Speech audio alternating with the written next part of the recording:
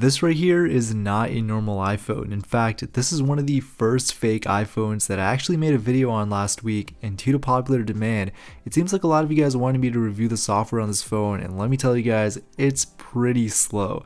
Let's get right into this video and take a look at this first fake iOS on this device. So to make things clear, again, this is not even an iPhone. This is the global mobile that is supposed to mimic the first ever iPhone, which was released in 2007. Now, don't be fooled by something like this. You can usually tell that it's fake by looking at the placement of the power button, the lack of volume buttons, and of course no 30-pin connector, and the most obvious, this little G logo, which just looks super weird. But yeah, this thing is booted up, and the first thing that we see, of course, is the Apple logo. The screen on this thing is absolutely terrible, and the phone does surprisingly load up pretty quickly. The first thing that we see, of course, is the home screen, and taking a look at all these apps here, honestly, they don't look terrible for a clone, but you know, a quick look at it, and it's pretty easy to figure out that this is not a genuine iPhone. Now, in the previous video that I made about this device when I unboxed it, I mistakenly said that this phone was running Android, and a few of you guys pointed out that that was incorrect, and you guys are absolutely right. This thing here is actually running some type of Java OS. As you guys can see, there's a little Java logo on the bottom right. Now, you could say that the software on this phone is very similar to what you would find on one of those old basic flip phones, you know, those like old Samsung Nokias, and what's even funnier is that if you reverse look up the IMEI of this phone on like a random website, it actually comes back as a Nokia. So this phone really is designed to be a Nokia, but it's disguised as an iPhone. It's so weird.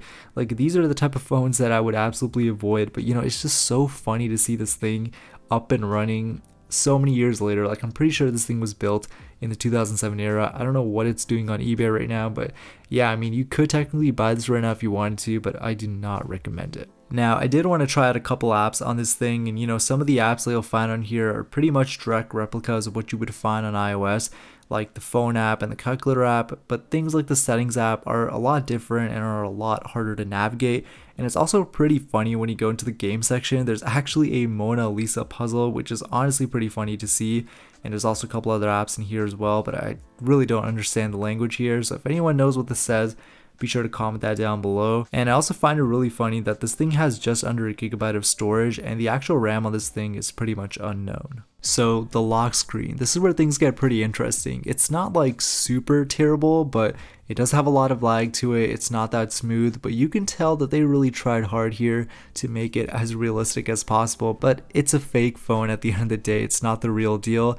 And the time here even says January 2007, which is hilarious. The iPhone didn't even come out until June 2007, so a little bit of a discrepancy there. But overall, I mean, the lock screen is a lock screen. It's supposed to be used for a couple seconds, and yeah, it's not the highest quality, but it gets the job done.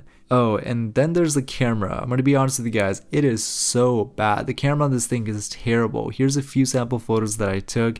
This actually reminds me a lot about a video that I made last year. I shot it entirely on the first iPhone, and that camera was bad, but let me tell you, this global mobile iPhone, fake iPhone, whatever it is way worse than the iPhone 2G. So yeah, something to keep in mind.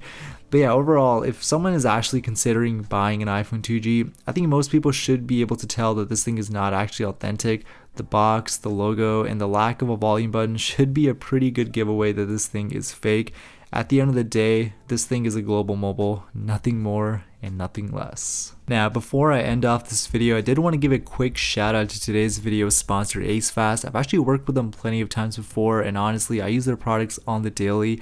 They actually sent over a few of their newer products. I got the magnetic phone car mount. Makes it super easy to set up my iPhone in my car. Of course, I had to put the fake iPhone on here. I also got the 66 watt USB-C adapter, and my car doesn't actually have any Type-C ports, so having this makes it a lot more easier to charge all my stuff in the car.